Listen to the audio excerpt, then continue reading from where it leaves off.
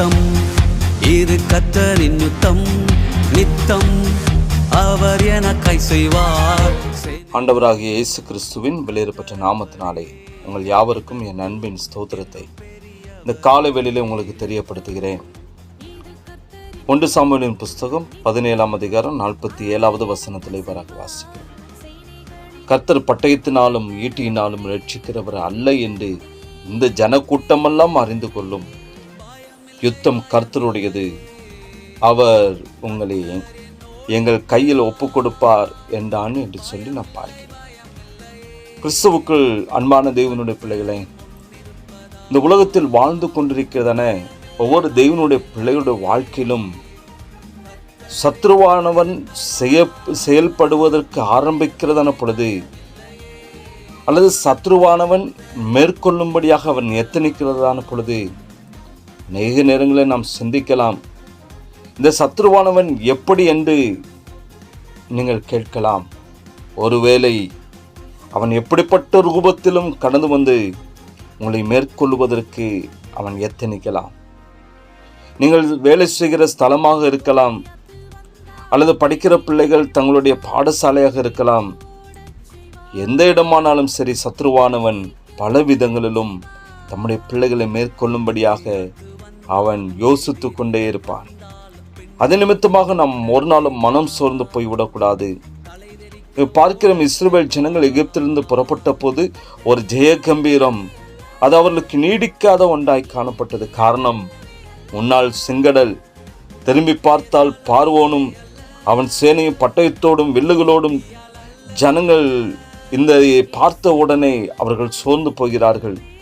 அந்த நேரத்தில் மோசே ஜனங்களை பார்த்து சொல்கிறார், பயப்படாதிருங்கள், கர்த்தர் உங்களுக்காக யுத்தம் செய்வார் என்று சொல்லி. நடந்தது என்ன? கர்த்தர் யுத்தம் செய்து வெற்றியை அவர்களுடைய வாழ்க்கையிலே பெரும்படியாய் கிருபை செய்தார். ஆம், எனக்கு அன்பான தேவனுடைய பிள்ளைகளை, இன்று உங்களுக்கும் உங்கள் பிள்ளைகளுக்கும் குடும்பத்திற்கு விரோதமாக வருகிற சத்ருவானவனுடைய சகல விதமான அஸ்திரங்களையும் தேவன் முற்றிலுமாக முறியடிப்பார். நீங்கள் மோசே சொன்னது போல நீங்கள் சும்மா இருந்து மிரியாம் போல கர்த்தர் வெற்றி சிறந்தார், பார்வோனையும் அவன் சேனையும் கடலிலே மூழ்கடித்தார் என்று உங்களுடைய அந்த நாவினால் நீங்கள் முழக்கமிடுவீர்கள். காரணம், கர்த்தர் நம்முடைய வாழ்க்கையில் ஒரு பெரிய வாக்குத்தத்தத்தை கொடுத்திருக்கிறார். அதாவது, உன்னை தொடுகிறவன் என் கண்மணியை தொடுகிறான் என்று சொல்லி. எனவே கிறிஸ்துவுக்குள் அன்பான தேவனுடைய பிள்ளைகளை, விசுவாசியுங்கள், ஜெயத்தை பெற்றுக் கொள்ளுவீர்கள். தேவனுடைய திருப்பாதத்தில் அர்ப்பணிக்கலாமா? ஜெபிப்போம். நேசிக்கிற அன்பின் நல்ல தொகுப்பனே, ஆசீர்வதிக்கப்பட்டதான இந்த காலை வேளைக்காக நாங்கள் நமக்கு நன்றி செலுத்துகிறோம். யுத்தம் கர்த்தருடையது ஆண்டவரே. நம்முடைய பிள்ளைகளுக்கு விரோதமாக எழும்புகிற சகல விதமான ஆயுதங்களையும் என் தேவன் முற்றிலுமாய் முறியடிக்கிற போகிற மேலான தயவுக்காக நாங்கள் நமக்கு நன்றி செலுத்துகிறோம்.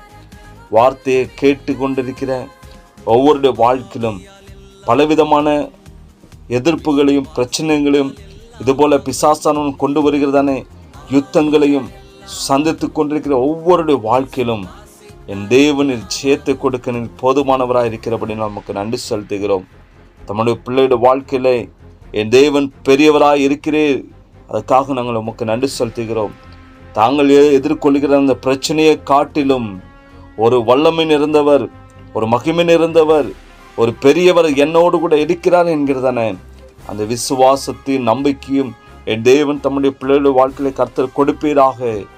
நீர் அவருடைய வாழ்க்கையில பெரியவராக இருந்து ஜெயத்தையும் ஆசீர்வாதத்தையும் நன்மையும் விடுதலையும் என் தேவன் கொடுக்க போகிற மேலான தயவுக்காக நன்றி. ஆசீர்வதிங்க. இயேசுவின் நாமத்தில் ஜெபிக்கிறோம் நல்ல பிதாவே, ஆமென், ஆமென்.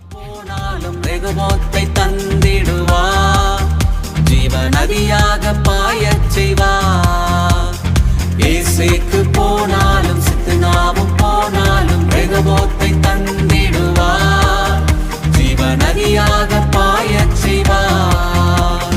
காற்றினால் அல்லவே அல்ல, மழையினால் அல்லவே அல்ல, காற்றினால் அல்லவே அல்ல, மழையினால் அல்லவே அல்ல, துதியினால் வாய்த்திடுமே, வாய்க்கால்கள் தண்ணீரால்